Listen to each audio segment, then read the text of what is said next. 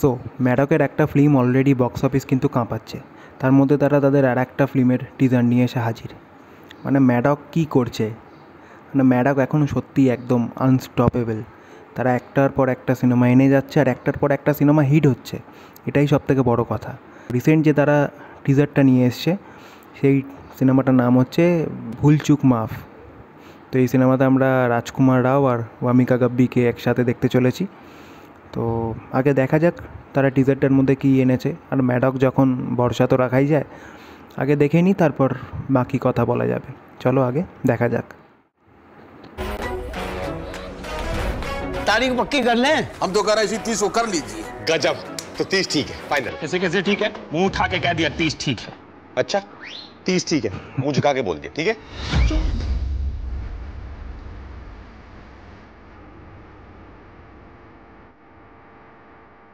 আবার রিমেক?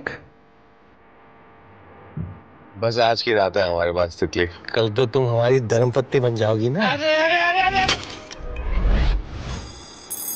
चलिए हल्दी लगवाइए बैठ के।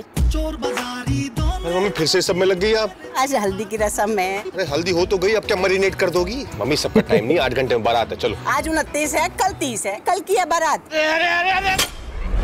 Time loop? चलिए हल्दी लगवाइए बैठ के। तारीख तारीख क्या है आज? টাইম লুপ, तो টাইম লুপ 29 আটকে है গেছে। आज हल्दी की रस्म है। फिर से हल्दी हो रही है, फिर से।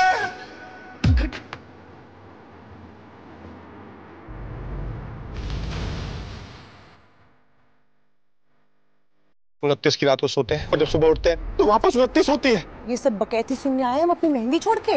वो मेहंदी है, ऐसा कौन सा टट्टी करी थी जो आधे में छोड़ के आ गई? छी।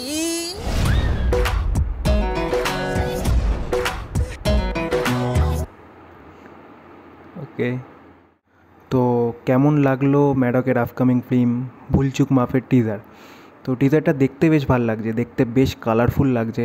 আর সাথে রাজকুমার রাও আর ওয়ামিকা গাবির নতুন জুটি, তাদেরকে দুজনকে স্ক্রিনে বেশ ভালো লাগছে। আর এই স্টোরিটা সম্ভবত টাইম লুপ নিয়ে হতে চলেছে। আমরা সচরাচর হলিউডে এই ধরনের স্টোরি দেখে এসেছি, যে কোনো জাহাজের আটকে মানে টাইম লুপের মধ্যে ফেঁসে যাওয়া বা কোনো প্লেনের টাইম লুপের মধ্যে ফেঁসে যাওয়া। বাট বলিউডে এই ধরনের জিনিস হয়েছে বলে আমার মনে হয় না। যদি হয়ে থাকে কোনো সিনেমা এই টাইম লুপ নিয়ে, তোমরা আমাকে কমেন্ট সেকশানে অবশ্যই জানিও। সাউথে সম্ভবত একটি সিনেমা হয়েছিল টাইম লুপ নিয়ে, আমার সেই সিনেমাটার নামটা এই মুহূর্তে মনে পড়ছে না। বাট যতদূর সম্ভব সাউথে হয়েছে টাইম লুপ নিয়ে সিনেমা। বাট বলিউডের ফার্স্ট অ্যাটেম্প বা তারা এটাকে কমেডির সাথে মিক্স করে বানাতে চলেছে, সেটাই দেখার। ডেফিনেটলি ম্যাডকের ফিল্ম তারা যখন হাতে নিয়েছে, যত্ন নিয়ে বানাবেই, সেই নিয়ে কোনো সন্দেহ নেই। তো এবার সেটাই দেখার, ম্যাডক যে একের পর এক তারা হিট ফিল্ম দিয়ে চলেছে, তারা কি এই সিনেমাটা দিয়েও তাদের স্ট্রিকটা মেনটেন করবে, সেটাই হচ্ছে দেখার। আর যদি এখানে বলা হয় রাজকুমার রাওয়ের কথা, রাজকুমার রাওকে যেভাবে দেখা যাচ্ছে তাকে আমার মনে হচ্ছে না, আমি স্ত্রীতেও তাকে সেইভাবেই দেখেছি, কিছুটা একই রকম লাগছে। রাজকুমার রাও অ্যাজ অ্যান অ্যাক্টার মারাত্মক, সেখানে যদি স্টোরি ভালো হয় ডেফিনেটলি সে সিনেমাটা টেনে নিয়ে বেরিয়ে যাবে। আর যেটা নিয়ে আমার আপত্তি সেটা হচ্ছে এই ব্যাকগ্রাউন্ডে যে গানটা বাজছে চোরবাজারি, এটা 2009-তে সম্ভবত রিলিজ করেছিল লাভ আজকাল সিনেমা, ইমতিয়াজ আলী সিনেমা। তো সেই সিনেমার গান এটা, সেটাকে এখানে তো রিমেক বললেও ভুল হবে। এটা তো মনে হচ্ছে পুরো জাস্ট তুলে এনে ধরে বসিয়ে দিয়েছে গানটাকে। গানটা আমি মানছি যে গানটা সিনেমার যে সিকোয়েন্সগুলো দেখানো হচ্ছে টিজারে, তো সেটার সাথে ম্যাচ করেছে, বেশ ভালোভাবেই যাচ্ছে। তা বলে এইভাবে একটা ভালো গান যেটা ইভেন এখনও পপুলার লোকে শোনে, সেই গানটাকে তুলে ধরে এনে রিমেক করার কোনো মানে তো হয় না।